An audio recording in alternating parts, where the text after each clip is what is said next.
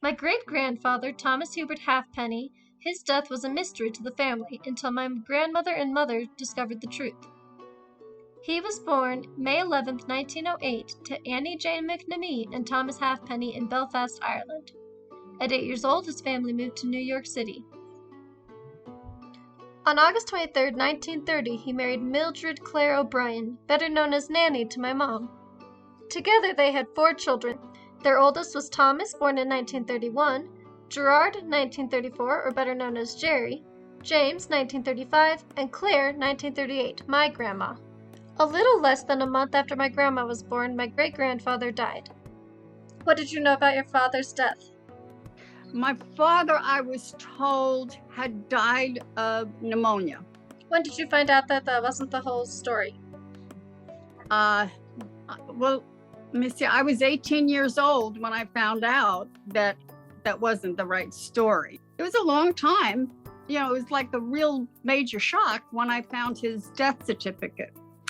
And it said that he had committed suicide. So, I spoke to my brother, Jerry, and he just said, don't ever mention that to your mother. Just don't ever mention it again. Don't ever talk about it again. And it wasn't the answer I wanted. So, eventually I talked to my mother about it, and she said that he had lost his job at the bank because he was giving loans to his friends without the right collateral. And so she left him, and she took us kids. Why do you think your mom didn't tell you the whole truth? Well, she didn't even tell the boys. That's the way it was.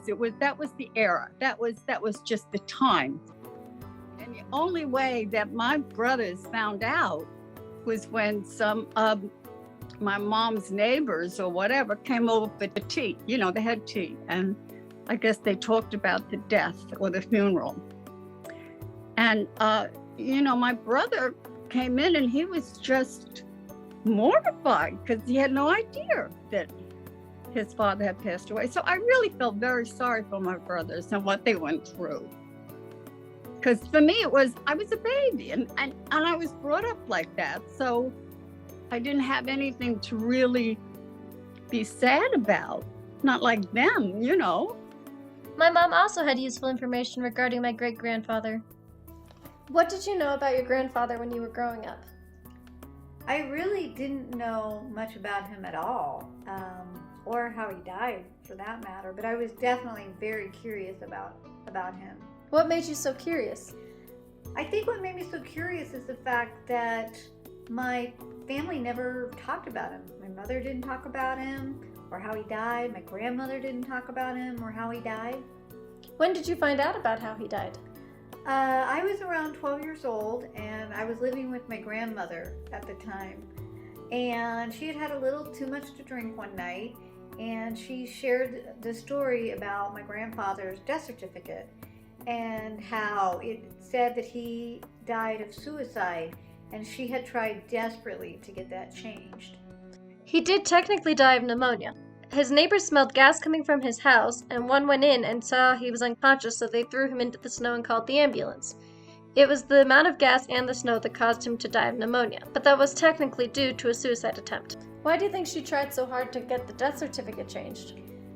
Well, I think part of it is because in the 30s, that was kind of a taboo sort of thing to talk about, mental health and suicide, I think she was trying to protect her kids. Do you think if mental health were talked about, that she would have kept that a family secret, or would she have told her kids?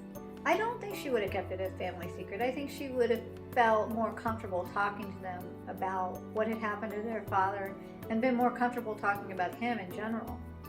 Do you think if mental health were talked about then, that it could have helped your grandfather? I do. When I think back about it, he was approaching 30. He had 4 small kids. He had a lot of responsibility. I'm sure if he could have sought help, it would have helped him tremendously.